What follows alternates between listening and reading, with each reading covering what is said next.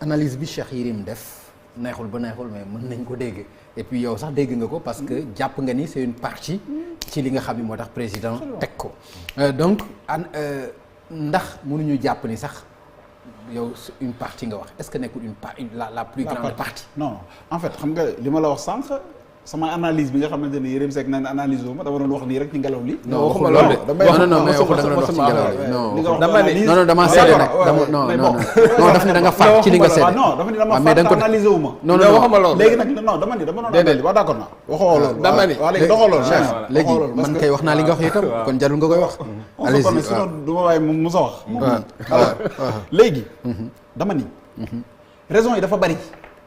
Les raisons sont multiples. Ah, dafa am raison principale moom la. La raison principale c'est pas ça. Politique. Ah d'accord. La raison principale c'est le manque, la redynamisation de la coordination gouvernementale. Fexe ba ministres yi ak gouvernement bi seen dossiers yi di gaaw auprès du premier ministre dafa wax sànq lu am solo ci Mahammed Boun Abdallah Dionne que je salue au passage parce qu'il a été mon patron. Man j'étais conseiller technique du premier ministre. Bi ñuy régler affaire waa Gësëm les syndicats yu bare boobu maa ngi toog. Pour wax leen moom da daan wax short and focus.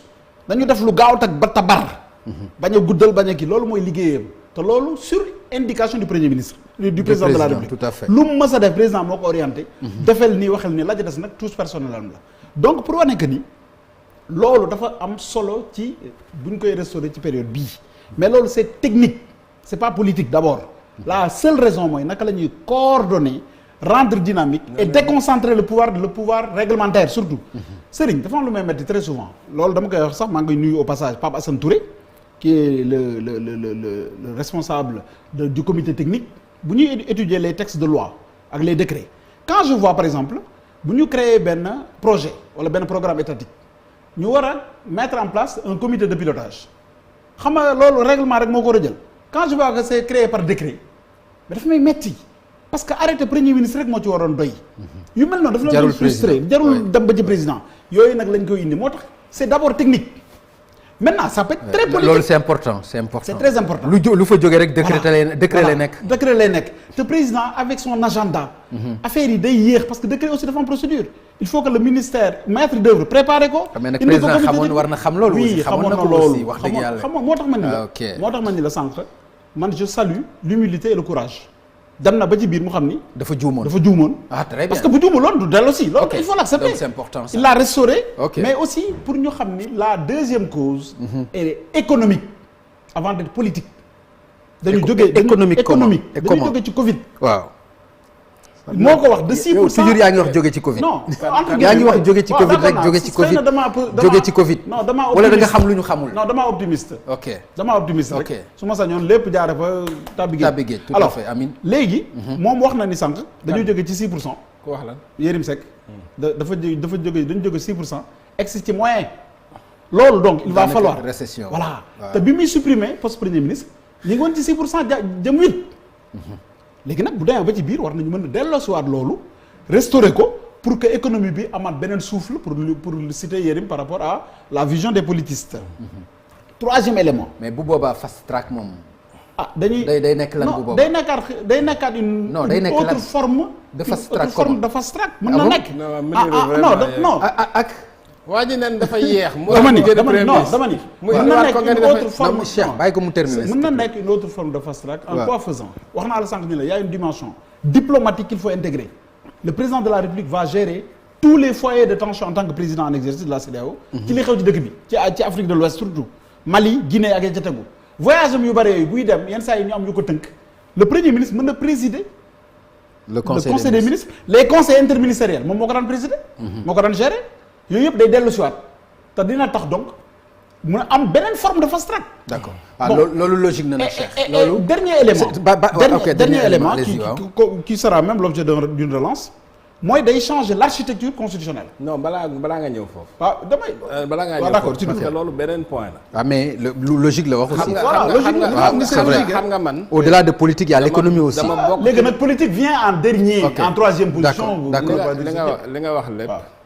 toujours ñu nekk ci raison yi rek. situation économique yëpp d'accord naa. ok bon mais Mounir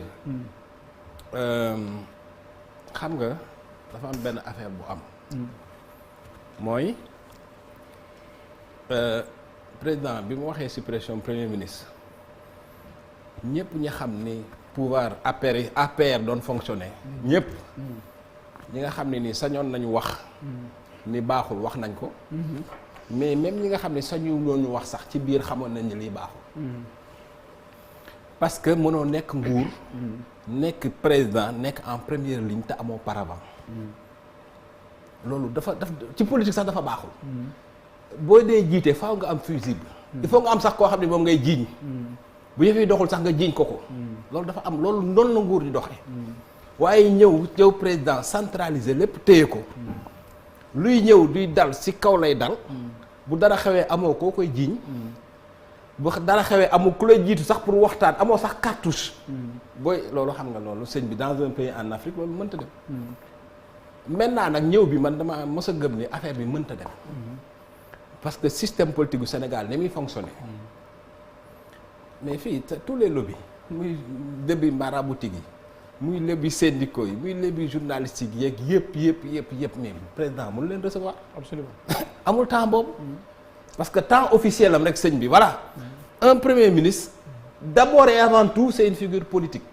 politicienne sax laay wax boo xam ne nii lépp moo koy amortir ku mer moo la koy doxal loolu c'est important loolu la régime bi ñàkkoon moo tax régime bi raflé woon moo tax dès le premier jour laa wax fii TFM ni lii jàpp naa ni du décision bu baax maintenant nag comme ñëwaat na c'est une très bonne chose alors Mounirou kon mën nañu jàpp ni sax Covid bi ngay wax boobaak léegi c'est vrai que musiba la waaye am na fu mu ko arrangé un peu parce que tey bu fekkoon Covid bi nekku fi woon moom rek mu nekk fi doon na diis ci moom te kon mel na ni boobaa lii yenneeku na ko bu yàgg waaw kon Covid bi mën nga jàpp sax mu nekk nañu ñaan yàlla mu jóge fi waaye bu fi Covid bi nekkoon ci 2 ans yii nga xam ne nekk na ko fi te moom mu jëlee fi poste premier ministre bi doon na compliqué mais li ci doy waar ci loolu xam naa dinañ ci gën a ñëw mais ci veille bi ñu ko def muy veille élection locale ñu war a indiwaat poste premier ministre c'est vrai calendrier yi bokkul mais yaakaaruloo ni mën na indi benn jeexi jaaxa ci élection yi ñu jëm waaw xam nga li dafa lu ma jaaxal aussi loo xamante ni très souvent damay ñaan woy président Macky Sall na bàyyi politique bi muy def mais président Macky Sall c'est un acteur politique par essence politique moo tax mu nekk président de la république léegi ñu tere ko muy politique. kan moo ko tere pour. non damay waxuma yow de. damay dégg ñu naan moom tout le temps day politique na bàyyi politique bi moom acteur politique la il doit faire de la politique chaque jour que le bon Dieu fait. mais saa yu ñu ko waxee dañ ciy teg dina bàyyi politique bi te liggéey rek. lañ ciy teg loolu la liggéey bi c'est politique parce que dañu wax ni mooy déterminer la politique de la nation moo koy déterminer instant bi nga xam ne premier ministre amul moo koy conduire. maintenant bu amee moo premier ministre conduire ko donc benn moment lépp boo xoolee ci liggéeyam day politique. politique bi nag politique bi nag non. c'est-à-dire dafa nag. non d'accord laisse-moi finir. non yaa ngi bu la neexee nga d'accord waxuma ko nga wax ni li may xalaat. politique politicienne bi la ñu war a tegee ne ak politique étatique bokkul. bu ñuy wax xam nga bu ñuy wax politique politicienne la ñuy wax mais politique étatique kenn waxu ko waaw d'accord mais terminer Cheikh bàyyi ko rek mu terminer sinon dafay am jaxasoo politique bi muy dawal c'est la politique de la gestion de l'État d'accord bu fekkee ni toog na gis ni kii war na koo boole ci ñi koy liggéeyal da koy jël su nekkee soxlawu ko da koy tege nee deuxième chose li nga xamante ni moom lay dawal guddeeg bëccëg mooy fexe ba décision yi nga xamante ni mi ngi koy jël ñam war a toucher mu toucher leen retour bi nga xamante ni mi ngi koy jot mu jot ko à temps bu demee ba xam ne situation bi mayatu ko loolu parce que charge agenda étatique am agenda politique am mayatu ko mu def loolu mën na restaurer le poste de premier ministre nonobstant les échéances électorales man li ma gëm mooy dafa leen ndànk li ma gëm mooy exigence étatique yi moo gën a poussé mu restaurer le poste de premier ministre que les élections locales parce que ba léegi damay poser une question. mais yow Mounirou dafa am loo wax loo xam ni dafa am loo wax lu xaw a tey xel yi parce que man dama poser question ci acte bi yow nga indi président pourquoi ñu naan bu mu politique. sax da nga bañ ñu qualifier acte PM bi retour bi que de politique. non déedéet dama ni bu ko defee c'est normal parce que c'est un acteur politique foofu lay waxee. mais man waaw léegi à partir du moment où nag mu restaurer poste premier ministre ça veut pas dire que day am lu muy influer sur les locales. xëy na organisation dana gën a fluide parce que les locales sont déjà ficelées liste yi déposé nañ ko gars yi def nañ seen pré-campagne dañuy dérouler un premier ministre bu bees lan la ci mën a influer c'est ça la question que je me pose. d'accord donc c'est bon Cheikh. yow question bi dina